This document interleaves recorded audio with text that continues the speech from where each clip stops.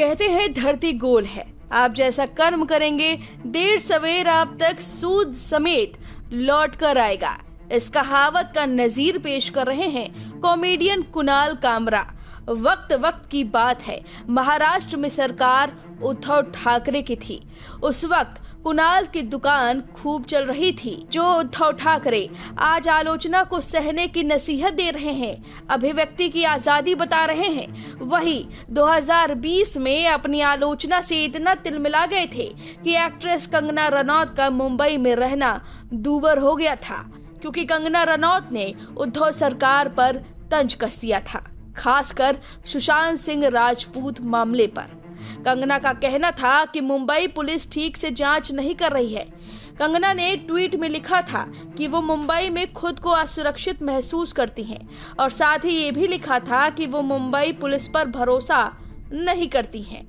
कंगना मुंबई की तुलना पाकिस्तान अधिकृत कश्मीर से करने लगी। कंगना ने लिखा था कि मैं कभी भी गलत नहीं होती और मेरे दुश्मनों ने इसे बार बार साबित किया है, इसलिए मेरी मुंबई अब पीओके है।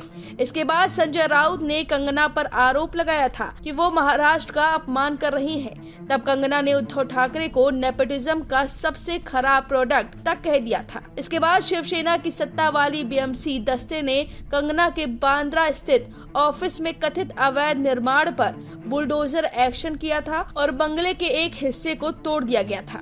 यह कार्रवाई कंगना की ओर से किए गए ट्वीट के बाद हुई थी।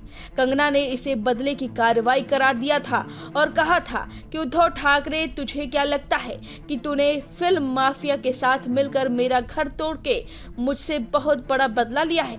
आज मेरा घर टूटा है, कल तेरा घमंड टूटेगा। ये वक्त का पहिया है, याद रखना हमेशा एक जैसा नहीं रहता और मुझे लगता है कि तुमने मुझ पर बहुत बड़ा एहसान किया है। उस वक्त कुणाल कामरा ने कंगना का मजाक उड़ाया था और आज आलम है कि कुणाल के साथ कुछ वही कहानी दोहराई जा रही है। सुनिए कंगना ने क्या कुछ कहा। जिस तरह से वो मजाक उड़ा रहे थे मेरा और कहीं ना कहीं उस जो मेरे साथ हादसा किया गया था इलीगली, उसका मजाक उड़ा रहे थे, तो आई थिंक कहीं ना कहीं मैं उस हादसे को इस हादसे से बिल्कुल नहीं जोड़ूंगी, क्योंकि वो एक इलीगल था जो काम किया था। ये जो है लीगली, आप कोई भी हो, लेकिन किसी का जो है अपमान करना, उसकी अपकीर्ति करना, देखिए जो लोगों ने आप चाहे सरकार देखिए, सत्ता देखिए, जिस इंसान के पास उसकी इज्जत ही सब कुछ है, आप जो है कॉमेडी के नाम पर उनकी इज्जत उछाल रहे हैं, उनकी अपकीर्ति कर रहे हैं, उनके काम को डिसरिगार्ड कर रहे हैं। शिंदे जी जो है वो कभी किसी जमाने में रिक्शा चलाया करते थे, आज वो अपने दम पर इतना आगे आए हैं। और ये कौन, उनके खुद की क्या क्रेडेंशियल्स है, कौन है ये लोग जो कुछ जिंदगी में कर नहीं पाए, जो जिंदगी में कुछ जिनका क्या, अगर मैं कहती हूँ अगर वो लिख सकते तो कुछ साहित्य में लिखिए, कॉमेडी, कुछ किसी तरह का कुछ, क्या ये लिटरेचर में कुछ लिखते हैं क्या? इनकी जो जैसे हमारे फिल्मों में भी मैं कहती हूँ कि कुछ ना कुछ एक कॉमेडी को लेके डायलॉग राइटिंग होती है, स्क्रीन राइटिंग होती है, गाली गलौज करना कॉमेडी के नाम पर, हमारे ग्रंथों का मजाक उड़ाना कॉमेडी के नाम पर, लोगों का मजाक उड़ाना, माताओं बहनों का मजाक उड़ाना। अभी आपने देखा किस तरह के ये इन्फ्लुएंसर्स आजकल खुद को कह रहे हैं। तो मैं कहती हूँ कि हमारा समाज कहाँ जाता जा रहा है। इन्फ्लुएंसर, ये जो एक 2 मिनट की फेम के लिए कहाँ जाता जा रहा है, ये हमें सोचना है। और ये एक अच्छी बात है कि कहीं ना कहीं, जैसे फडणवीस जी ने भी कहा कि हमें कहीं ना कहीं एक रिस्पॉन्सिबिलिटी लेनी पड़ेगी।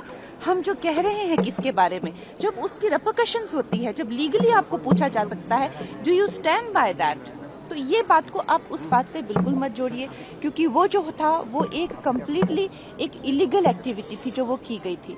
ये जो है कंप्लीट एक लीगल कार्रवाई जो है वो की गई है, तो दोनों का कोई भी एक दूसरे से कोई भी जोड़ा नहीं जा सकता। अब से आप क्या कहेंगे, कर्मा का फल या कुछ और? कमेंट करके जरूर बताएं। वीके न्यूज, राष्ट्र के नाम।